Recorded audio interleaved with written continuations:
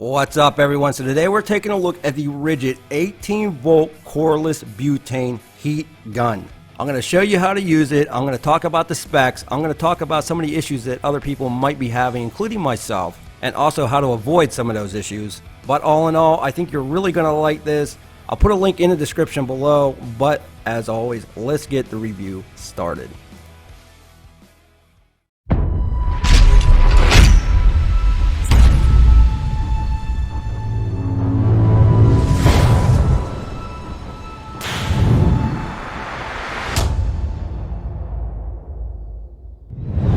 Now here's what I'm used to using the Wagner heat gun. You see these all over the Home Depot, and I gotta be honest with you, I don't like them. This is the third one I've already went through, and not only that, I hate the freaking cord. The Ridgid, it is cordless. Check this out. Are you tired of dealing with stupid electrical cords that keep you fixated to your work area? Does it make you sad and frustrated like this awesome guy in this commercial here? Well, cut the cord and say hello to the all-new Ridgid cordless butane heat gun.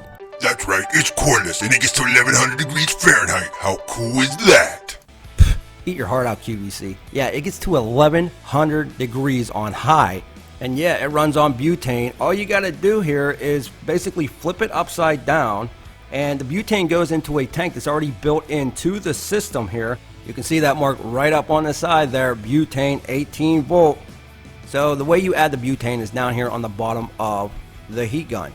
And I think this is where some people are running into issues. All you have to do is grab one of these. Let me show you right there. They're about $4, and you can pick these up at the Home Depot. I'll put a link in the description for this as well. But you just take that butane tip and insert it right into that little hole at the bottom of the gun, and you hold it in there while it's filling for 30 to 60 seconds. Now, when I first got this, I had a real hard time trying to ignite it, but I think I actually overflowed it because the butane was coming out of the bottom of the gun, and I think maybe basically it was a safety feature. I could not get it to ignite, but within a couple days I let it set, and I have not had any issues, and I refilled it since. No issues at all. So I think what's happening is people are overfilling this. You're only supposed to put that in there for about 60 seconds, no longer than 60 seconds, between 30 and 60 seconds to refill this. Now, to adjust this, all you got to do is turn that knob right there from low to high. You put it on high, you squeeze the trigger once you put that battery in, and it takes any battery. You can put the octane batteries in there, you can put any Ridgid 18-volt battery right on the bottom, and you'll see that little light blink up right there. Let me get you a better view. But all this is doing is telling you that, hey, it's ready to go. You turn it on high and you basically squeeze that trigger, and just let me give you a closer look. There's your off, and if you want to shut it off, you just flip that switch over to the off position. But let's do this now. Let's turn it to the left all the way and pull that trigger, and I'll show you how easy it is to light this up.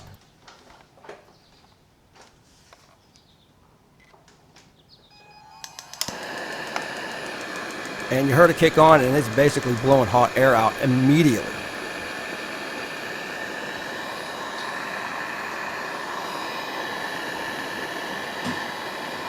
Now, one of the things I really like about this, other than it being cordless, is even if you adjust this down to low, you still have the same output of airflow as if you were on high. It just regulates the heat.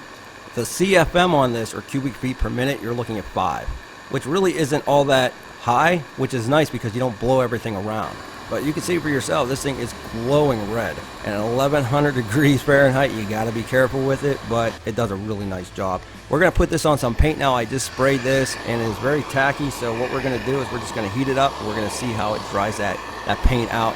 This is oil-based. It comes from a spray can, not water-based.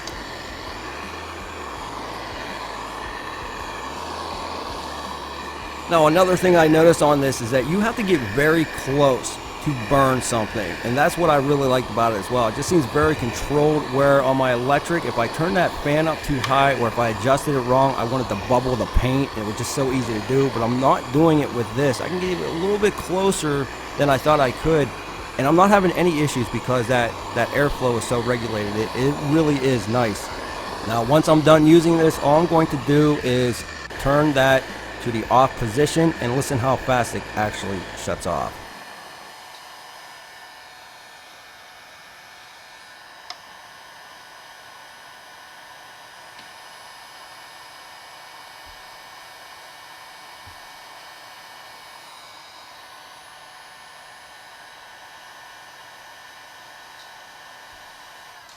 Now it doesn't take long for that to cool down at all. The tip is still warm, so you got to be careful, but as far as it goes with blowing very hot air out, it's not doing that. It cools it down enough that there's really no danger of catching anything on fire. So now what I'm going to do is just get a glue stick that you would put in a glue gun, and we're just going to heat this thing up. We're going to put it on high, and I'll show you how fast it actually melts this thing down.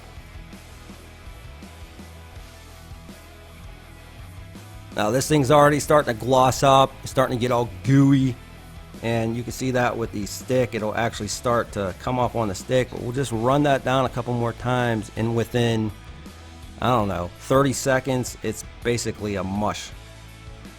So yeah, a lot of heat, 1100 degrees. That's pretty insane. Now I think one of the trade-offs for this heat gun between an electric one is the electric one is super light, but this one here is definitely heavier. You're looking at 3.5 pounds, so it is a trade-off. It is a little bit heavier than your conventional electric heat gun, but that being said, it's definitely a lot better built as well. This is not one of your just DIY, I think I'm going to do a craft thing on the weekend. This thing here is like an industrial type of heat gun. So with it being heavier, I'm not really concerned about that because it's going to be able to take a lot more abuse than the cheaper Wagners or any other brand out on the market.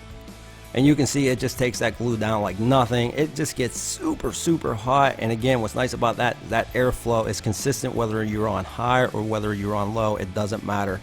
It just does a really nice job, and that glue stick right now is just oh so smooth.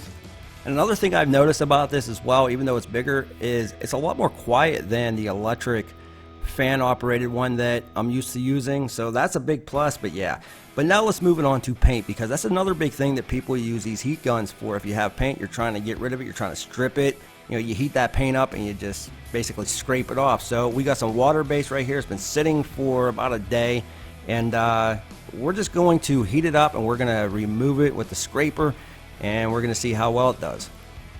So we're going to put this on high. We're just going to crank her up, and we're going to get pretty close to it. And what's nice about it is you will see it doesn't start to bubble. So that's a nice thing too, because you know, if you're trying to dry paint, it's not going to bubble it up as bad as I am used to with that electric for some reason. I think it's just because that air flow is not as high as I'm used to. Now if you do get a little bit closer to it, which I'll show you here in a bit, you can burn, definitely. But check this out, it just takes that paint up and removes it, no issue at all. Just keep that paint nice and warm. You can also see that heat, that gas radiating out from around the tip, so you know it's blistering hot. The other thing I like about this is with the battery, and it doesn't really matter, I don't think, because I've used the 4AHs on this, the balance on this gun is actually really nice as well. So I haven't had any issues with struggling. Again, it is a little bit heavier, right? You're looking at about 3.5 pounds, but all in all, I'm really happy with this. And it does an amazing job. But let me show you what it's like when you get really close. You can burn and damage your material.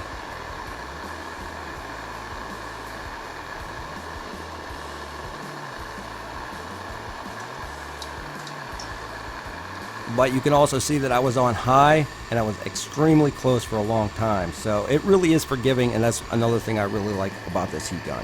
So I'm curious of what you think of this heat gun. Leave a comment in the comment section below, and if you've tried it, have you had any issues with it? I know there are people saying that they had issues igniting this thing, and I also had issues igniting this thing at first, but I really truly believe that it's because I overflowed it, and I think it was a safety mechanism type of deal, just preventing that from blowing out. I have been using this a lot in the last 3 weeks to make sure that I did not have any further issues. And yes, I have refilled this gun. I stayed between the 30 and 60 seconds. I didn't overflow it. And every time I pull that trigger with the battery, it lights up immediately. So I'm truly believing that's what the issue is. I want to know what you think. Leave a comment. If you like this video, don't forget to smash the like button. Subscribe for more Ridgid reviews. Come say hi to us on the Instagram page. And as always, we'll be back with more tool reviews soon.